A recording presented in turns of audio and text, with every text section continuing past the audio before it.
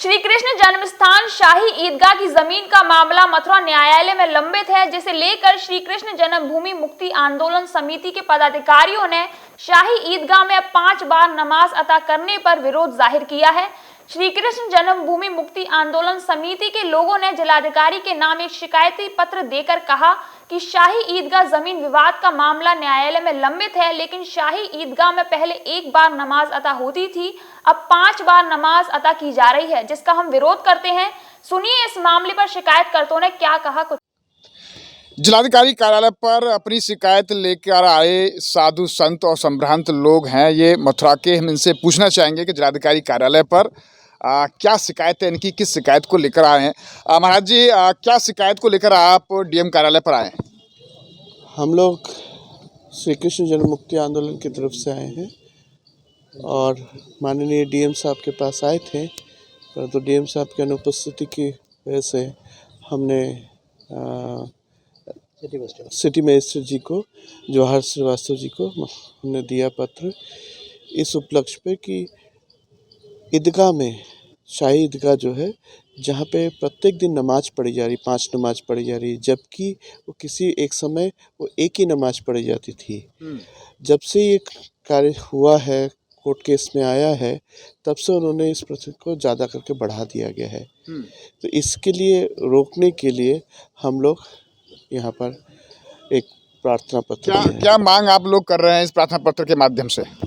हम ये मांग कर रहे हैं कि हम चाहते हैं कि इस नमाज को रोका जाए। प्रत्येक दिन का जो डेली का जो 5 नमाज किया जा रहा है, जो पहले से जो चला आ रहा था, उस पर जब तक कोर्ट की कार्रवाई चल रही है तब तक उसी के हिसाब से। क्या पहले एक वक्त नमाज हो रहा था, 5 टाइम हो रहा है? जी, पहले 1 टाइम नमाज होता था, अब 5 टाइम नमाज हो रहा है।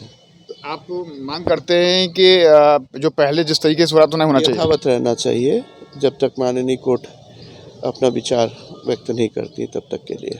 वकील साहब, आज संतों के साथ में आए हैं आप, क्या कुछ कहेंगे?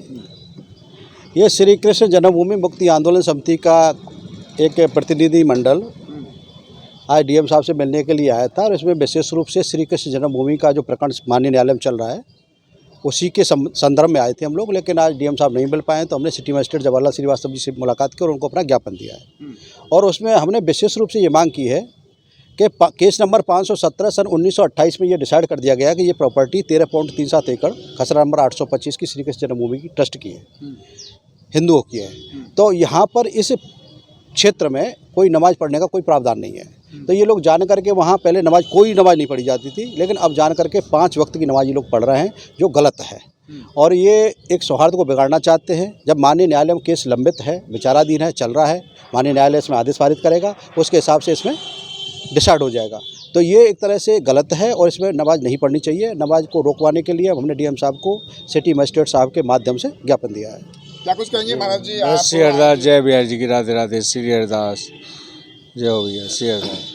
आपने कहा कि क्योंकि श्री कृष्ण जन्मभूमि को लेकर एक वाद भी न्यायालय में अभी लंबित है और उसी सिलसिले में आज यहाँ श्री कृष्ण जन्मभूमि मुक्ति आंदोलन से जुड़े हुए लोग, साधु संत और अधिवक्तागण आज जिलाधिकारी कार्यालय पर आए। इनका कहना है कि जब से श्री कृष्ण जन्मभूमि का मामला न्यायालय में लंबित है, उसके बाद से शाही ईदगाह में 5 टाइम की नमाज अता की जा रही है, जबकि पहले एक समय होती थी, अब वो 5 बार हो रही है।